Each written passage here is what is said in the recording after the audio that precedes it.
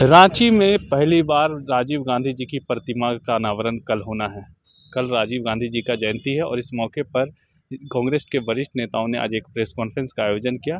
क्या कुछ उन लोगों ने कहा, आइए आपको सुनाते हैं। ये राजीव गांधी वरिष्ठ नागरिक उद्यान परिवार, जिसमें गोपाल झा जी हैं, ठाकुर जी हैं, गोपाल प्रसाद जी हैं और भी कई बुजुर्ग लोग हैं, और हमारे साथी लाल किशोर नाथ सहदेव जी हैं, डॉक्टर राजेश गुप्ता जी हैं, तिलकधारी प्रसाद जी हैं, बहुत सारे कुशवाहा जी हैं। ये सब लोगों के प्रयास से हेमंत प्रताप देहाती जी की स्मृति में कल पूर्व प्रधानमंत्री राजीव गांधी जी की जयंती के मौके पर उनकी प्रतिमा का अनावरण होगा। मैं धन्यवाद देना चाहता हूं डॉक्टर रामेश्वर उरांव जी को कि जिनकी सोच से कल ये प्रतिमा का अनावरण हो रहा है।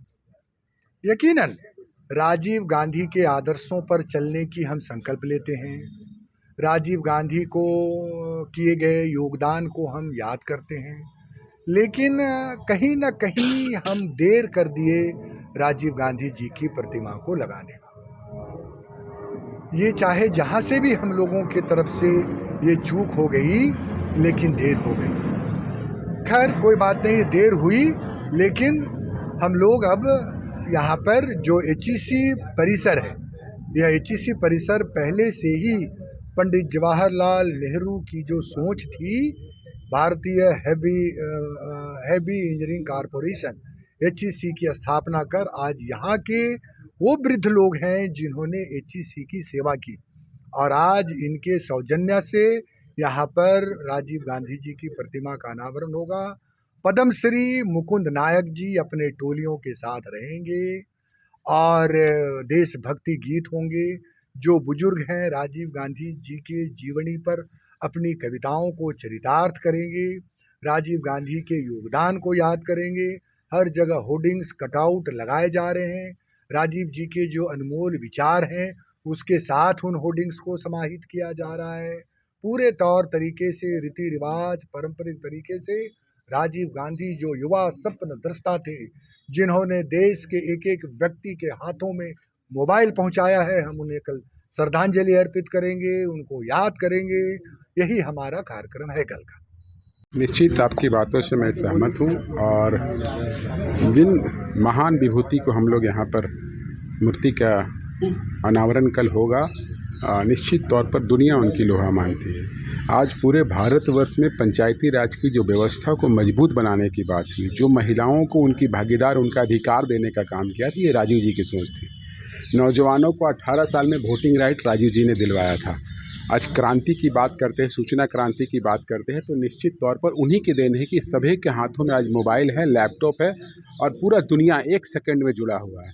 तो ऐसे नेता को हम लोग, ठीक है लेट से सही, मगर यहाँ पर उनकी मूर्ति का अनावरण कल होगा, और ये एक खुशी की बात है हम सभी के लिए, कांग्रेस जनों के लिए, कि एक ऐसे नेता का यहाँ पर पार्क, जो आपने देखा कि वरिष्ठ नागरिक राजीव गांधी उद्यान पार्क जो बनी है, इसमें यहाँ के आसपास के जितने बुजुर्ग हैं, जो उनकी बातों से, राजीव जी की कार्यशैली से प्रभावित थे। आप देखें इनके अलग अलग कोटेशन पूरे यहाँ पे लगे हुए हैं, सभी लोगों ने अपना अपना एक कविता बना रखा है।